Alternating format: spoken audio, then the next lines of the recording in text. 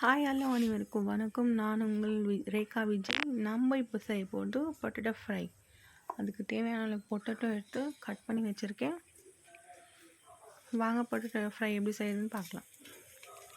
இப்போ கடாய் வச்சு நம்ம தேவையான எண்ணெய் சேர்த்துக்குவோம்.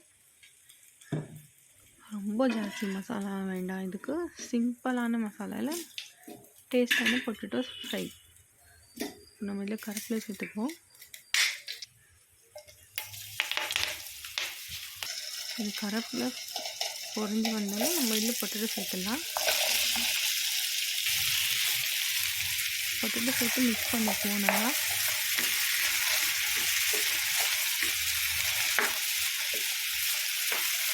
மிக்ஸ் ஆகுறதுக்கு இதில் நம்ம சால்ட் சேர்த்துக்கலாம்.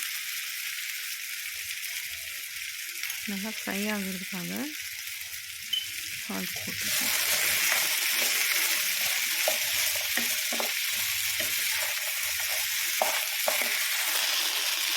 இதில் மஞ்சள் தூள் சேர்த்துப்போம், மிளகாத்தூள் சேர்த்துப்போம்.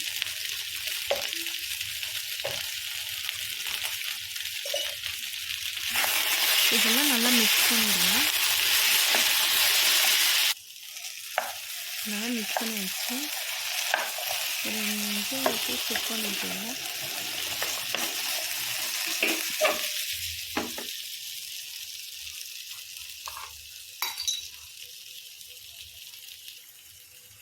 இப்போ இதில் நம்ம சாம்பார் தூள் போட போகிறோம். ஆச்சி சாம்பார் தூள் 2 ஸ்பூன் போட்டிருக்கேன்.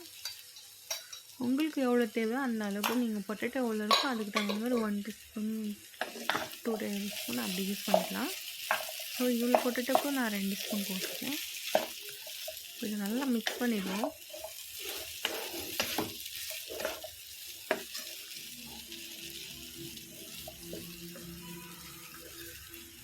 இது ஒரு டிஃப்ரெண்ட்டான ஸ்டைலில் இருக்கும், டிஃப்ரெண்ட்டான டேஸ்ட் இருக்கும்.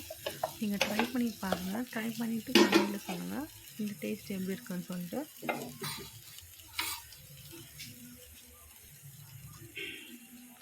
நான் இதில் கொஞ்சம் ஆயில் சேர்க்கப்படும். எனக்கு ஆயில் பத்தல, இதில் கம்மியாக இருக்கிறதுனால கொஞ்சம் சேர்த்து இதில் நம்ம தண்ணி சேர்க்கல, வெறும் இந்த ஆயிலே நம்ம இதை குக் பண்ண விடுறோம்.